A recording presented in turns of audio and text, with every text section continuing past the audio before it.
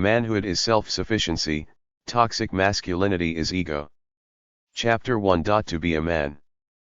Be a man. 1. Listen to yourself and do not buy into other people's BS. An old rock band by the name of Blood, Sweat, and Tears had a song called When I Die. One of the lines from the song was, "All I ask of living is to have no chains on me. And all I ask of dying is to go naturally. All I ask of living is to have no change on me. All I ask of life is to be who I am by nature when I'm born, all through without selling my soul to the big man controlling the capitalist pop culture religious matrix." E. Cummings, among others, said the hardest thing to be is who you really are as an individual. To be nobody but yourself in a world which is doing its best day and night to make you like everybody else means to fight the hardest battle which any human being can fight and never stop fighting. It's even worse now that you have the internet in your smartphone that's with you everywhere you go. The internet is cool to a point, but at the same time, it's a gigantic brainwashing factory. Who are you? A true, pure individual. A consumer spectator clone like Zelig in Woody Allen's movie, someone who becomes whoever or whatever he or she is surrounded by, a chameleon. Your identity should be as hard as steel. You go through life being the exact same person you were at first consciousness. It's very rare. Most people get sucked into the world's matrix. Do you give a flying crap about professional sports and beer? Why? Because the assholes of the world brainwashed you into thinking that's what cool men do, sit around drinking beer, watching overpaid arrogant kids throw a ball around. Henry David Thoreau said, "The mass of men lead lives of quiet desperation. What is called resignation is confirmed desperation. From the desperate city you go into the desperate country and have to console yourself with the bravery of minks and muskrats." A stereotyped but unconscious despair is concealed even under what are called the games and amusements of mankind. There is no play in them, for this comes after work. But it is a characteristic of wisdom not to do desperate things. Civil Disobedience and Other Essays. I noticed most of my friends bored with life when we were hanging around the schoolyard at night in grade 9, smoking cigarettes and dope, drinking cheap wine. I was brainwashed to be successful within the system back then, but I was curious and inspired even as a clone. They didn't give a crap about much of anything beyond making enough money at any job that paid well to be comfortable and entertained. There was no spark to feel anything intense, to do anything, to be inspired, to feel euphoric about life. There was no drive to do something that makes you feel really good. By then, I was working out and doing creative things on my own. I'm the same at 60 years old. Most people my age have no desire to do much beyond drink alcohol, eat good tasting food and be entertained. That's what a quality life is. Can you get through knowing what it takes to feel euphoric and inspired and have the strength to follow through and live that way, to live by an intuitive natural standard within yourself? You are the beginning and end of your life.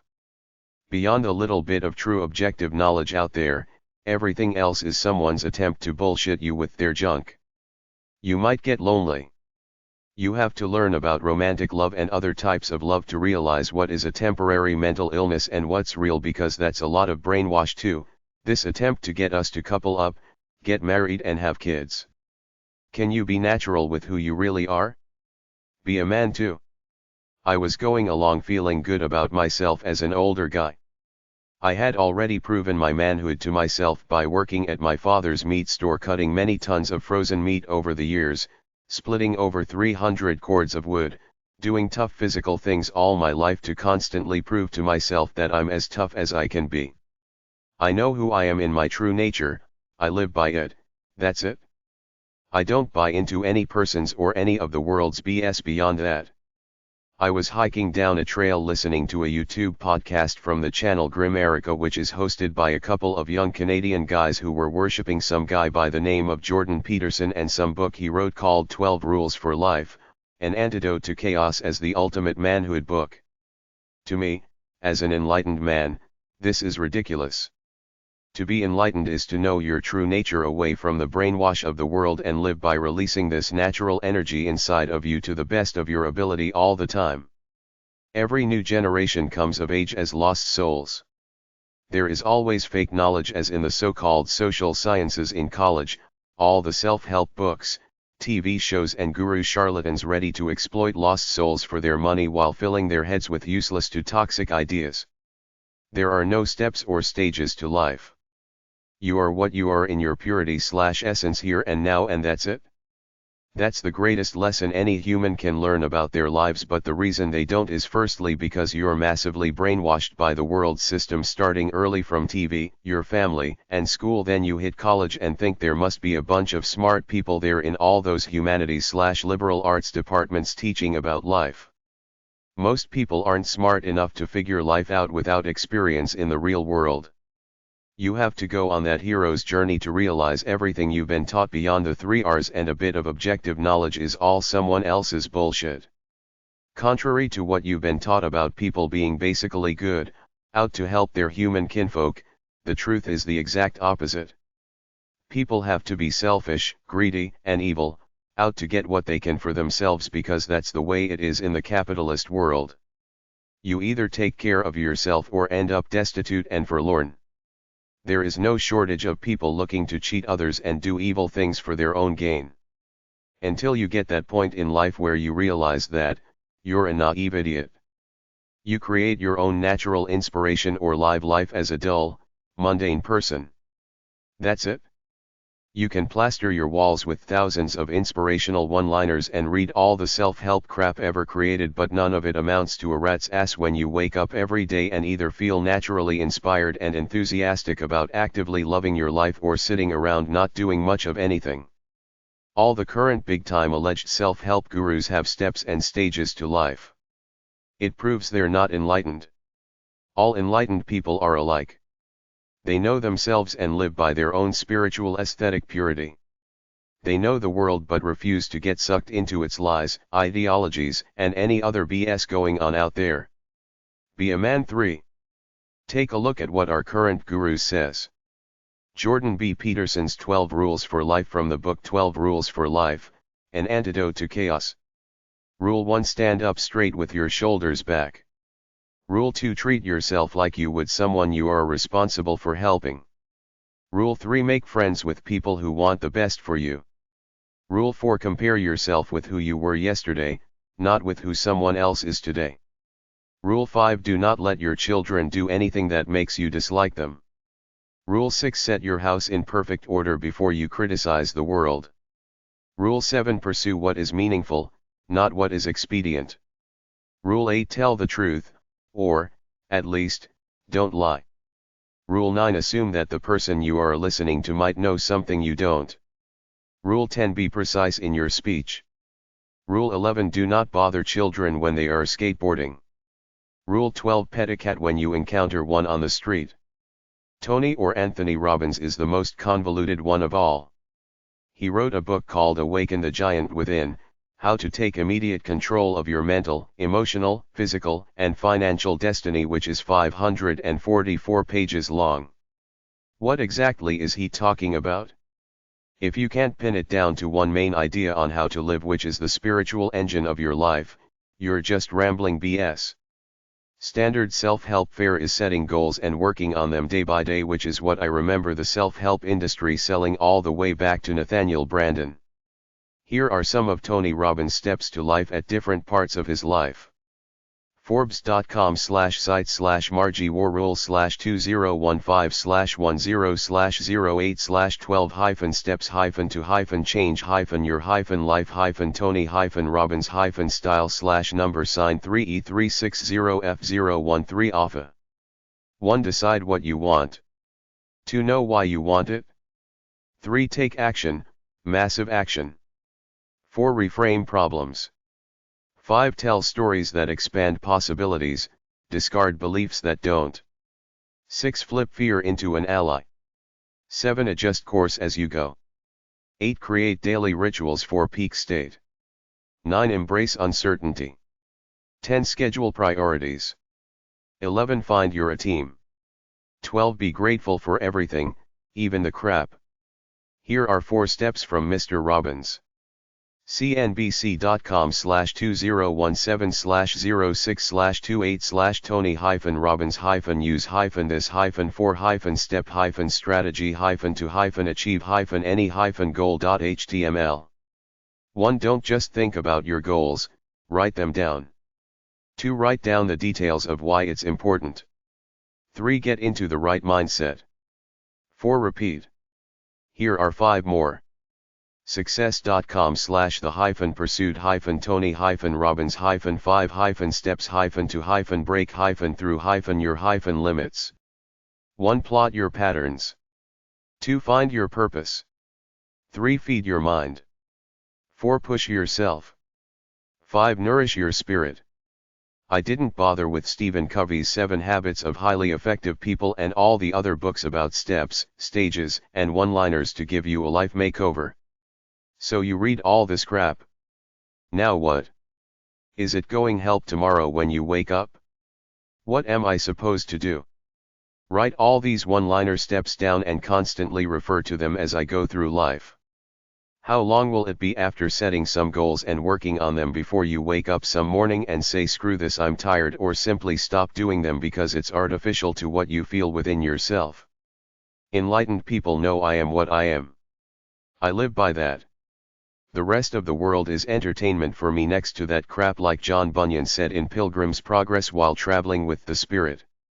He said it's amazing what's lengths people go to get a little bit of power over some land and people. Be a man. 4. I am what I am. Fuck the world with its bullshit. The only real meaning in life is what you create through what you do day after day. If you don't do much of anything but be passively entertained, no wonder you feel like a lost bag of crap. All that crap out in the world, as in religion, New Age ideas, politics, ethnic culture, etc., are all someone else's bullshit. Unless you figure that out and decide I'm not a Jew or a Catholic or a Republican or a black man, I'm a dude trying to be happy, staying away from all these human idiots, then you'll always be a wimp in the matrix.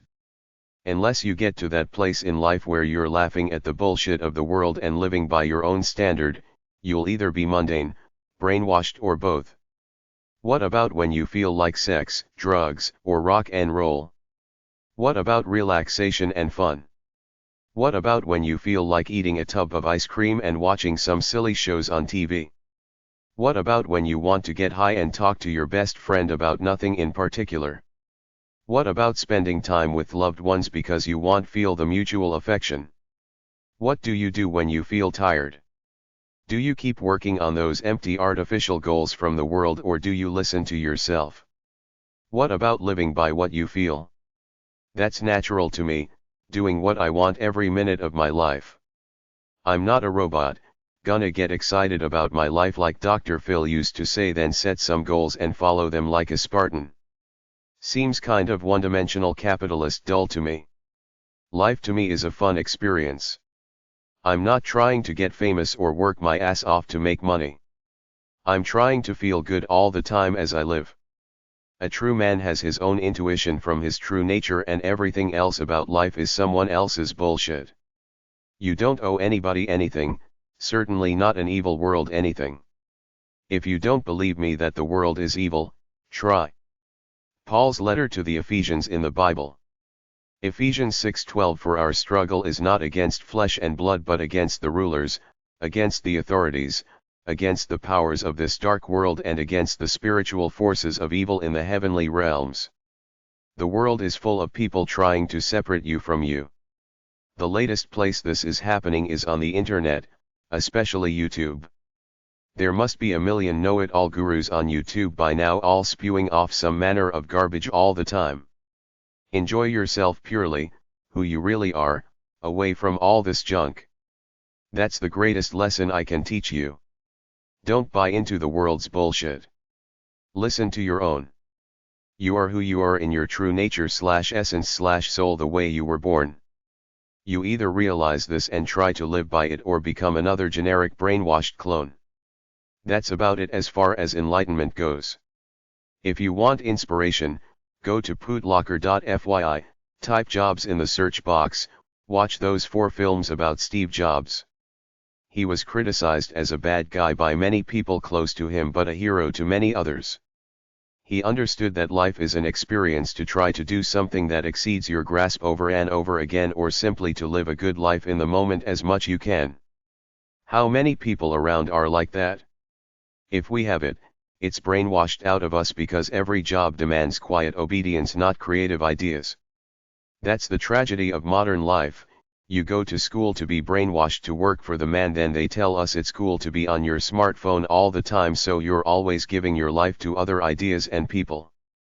The credit belongs to the man who is actually in the arena, whose face is marred by dust and sweat and blood, who strives valiantly, who errs, who comes short again and again, because there is no effort without error and shortcoming, but who does actually strive to do the deeds, who knows great enthusiasms, the great devotions, who spends himself in a worthy cause, who at the best knows in the end the triumph of high achievement, and who at the worst, if he fails, at least fails while daring greatly, so that his place shall never be with those cold and timid souls who neither know victory nor defeat. Theodore Roosevelt. Life Laws from Dr. Phil. Here are Dr. Phil McGraw's 10 life strategies from his book Life Strategies, Doing What Works, Doing What Matters. Life Law Number 1, you either get it, or you don't. Strategy, become one of those who gets it. Life Law Number 2, you create your own experience. Strategy, acknowledge and accept accountability for your life. Understand your role in creating results. Life Law Number 3, people do what works. Strategy, identify the payoffs that drive your behavior and that of others. Life Law Number 4, you cannot change what you do not acknowledge. Strategy, get real with yourself about life and everybody in it. Be truthful about what isn't working in your life. Stop making excuses and start making results. Life Law Number 5, life rewards action. Strategy, make careful decisions and then pull the trigger.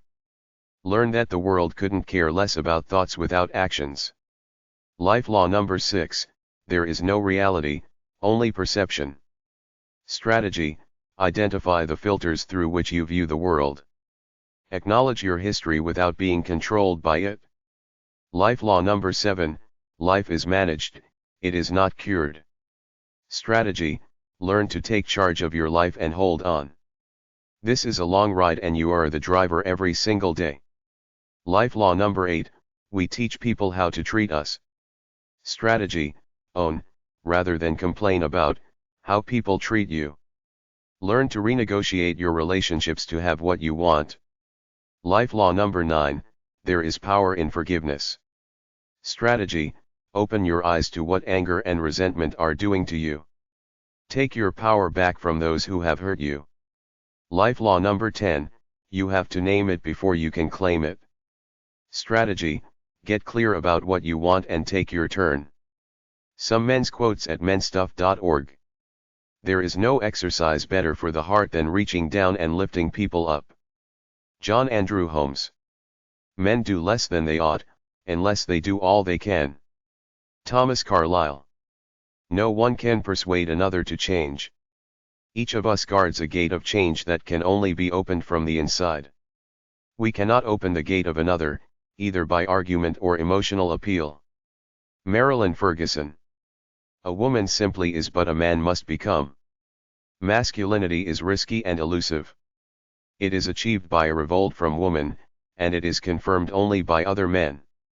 Manhood coerced into sensitivity is no manhood at all. Camille Paglia.